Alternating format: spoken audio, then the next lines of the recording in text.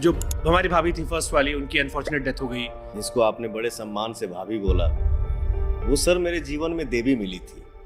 और आप पर जब इसको लेकर भी एलिगेशन लग जाते हैं, कौन का ये कंधा कलंकित है। चाहता अच्छा हूँ बट दाग लग जाता है। कहीं ना कहीं ज्योति सिंह के मन में भी पॉलिटिक्स बाजी का नशा जो है ना घुस गया है। अगर उनको इतना ही प्यार है तो काहे नहीं जा कर के रहते हैं, काहे नहीं बोलते हैं कि हाँ हमको ये दिक्कत हो रहा है, हमको नहीं जाने दे रहे हैं, हमको नहीं रख रहे हैं। तो मतलब किस हद तक जाओगे आप चुनाव जीतने के लिए।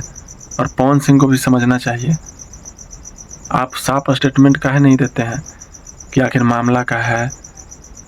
आप उनको लाना चाहते हैं कि वो आना नहीं चाहते हैं। पवन सिंह की मम्मी का एक इंटरव्यू आया था तो उसमें वो बोली थी कि वो आना ही नहीं चाहती है, हम लोग तो लाना चाहते हैं। तो पॉलिटिक्स के फेर में अच्छा घर बर्बाद हो जाता है। हम यही बोलेंगे कि ये कलयुग के दौर में ना कोई भी लड़की इतना ज़्यादा लॉयल नहीं हो सकती है। ये तो आप चुनाव जीतने के लिए दिखावा कर रहे हैं। आपको इतना ही पवन सिंह से लगाव है तो आपको जाना चाहिए, नहीं तो स्टेटमेंट देना चाहिए कि हमको बुला नहीं रहे हैं या हमको भगा दे रहे हैं। बोलते हैं कि सब अच्छे हैं, सब बहुत प्यार करते हैं हमको से, और फिर जय वो नहीं करते हैं। ये क्या मतलब हो गया।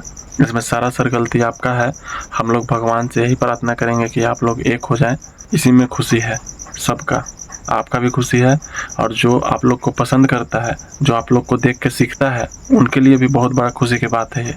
लेकिन इतना तो जरूर जान गए कि ज्योति सिंह जैसी पत्नी मिलना बहुत मुश्किल है पवन सिंह को।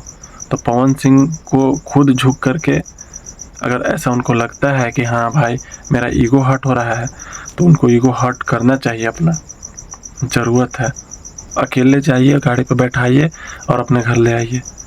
इसी में आपका भी भलाई है, हम लोग के भी भलाई है। ईगो से ज़िंदगी नहीं कटता है। अकड़ मुर्दा के पहचान है, अकड़ में नहीं रहिए। और नहीं तो बोलिए कि हाँ ये गेम खेल रही है हमारे साथ। तो आप लोग इंस्टा खेल रहे हैं, कभी आप इंस्टा पे स्टेटस लगाते हैं कुछ लिख करके, तो कभी वो कुछ लिख करके स्टेटस लगाती हैं। इतना आप लोग में दम नहीं है कि सामना सामनी बात कर लो। इन लोग का ज़िंदगी पूरा कन्फ्यूजन से भर गया है। इन लोग पॉलिटिक्स के चक्कर में अपना करियर ख़राब कर रहे हैं। इन लोग ये भी नहीं जान रहे हैं कि 10 साल बाद, 15 साल के बाद, 20 साल के बाद इन लोग का अस्तित्व भी नहीं रहेगा अगर पारिवारिक ज़िंदगी में खुश ना रह पाए। तो आप लोग को वीडियो कैसा लगा, किसकी गलती है, क्या है, मुझे कुछ समझ में नहीं आ रहा है। आपको जो लगता है आप कमेंट बॉक्स में ज़रूर समझाएं।